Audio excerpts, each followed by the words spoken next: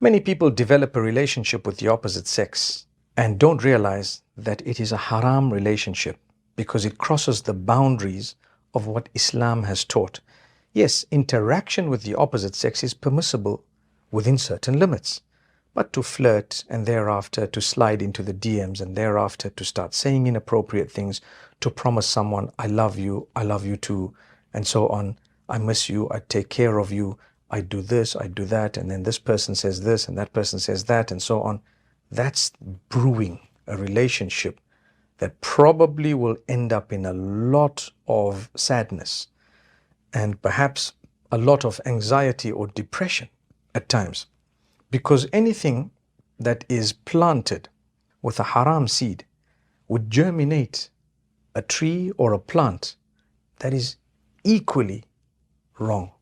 So it's difficult because young people, boys and girls, get to interact, they get to meet with each other. Many of them promise each other, I'm going to marry you, and so on. And they end up using one another. And end of the day, they throw each other out. And that's it, the end of it. And who struggles and suffers? More so, the females suffer more than the males. But sometimes the males suffer too. The reason is, emotionally, a girl may get attached. Be careful. A lot of the times, what's being said is actually not genuine, even if it sounds very, very genuine.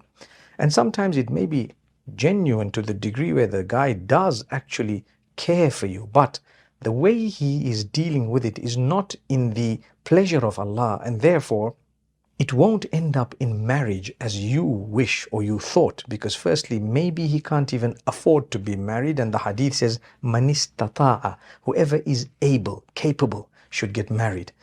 Not able, not capable. Secondly, the parents may never agree. And that's why I tell people, do not develop a haram relationship. And if it does ever happen, then it better be someone whom your parents would really be proud of, the fact that that person's come to ask for my daughter's hand in marriage.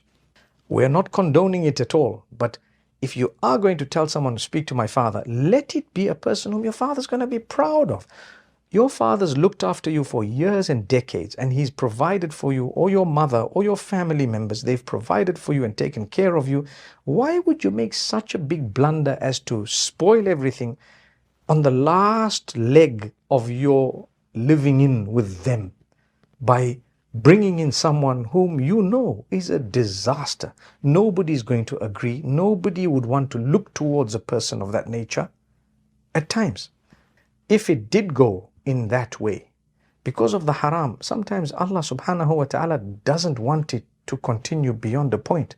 And the sad part is when you've been used in the sense that it's become deeper than anything. It's reached the limit. Zina was committed. If that's the case, then wallahi, to come back at times is very, very challenging. In fact, it may cause lots of anxiety, lots of hardship and difficulty. All I can say is seek the forgiveness of Allah, for indeed He is most forgiving, most merciful, but it will definitely have an impact upon you, because you know deep down, this person came in and they promised me X, Y, and Z. That's because you were also a part of it. You allowed it to a degree. No, but they promised me. But you allowed it to a degree. You were told already, don't believe the promises, especially promises made by young guys. A lot of the times they are just hot air. So you need to be careful. We want to deal with the difficulty of this haram relationship by either by making it halal or by cutting it out. There's no third option.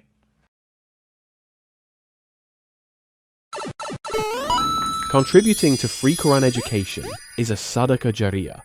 Your support continues to benefit millions of Islam learners, earning you rewards for generations to come.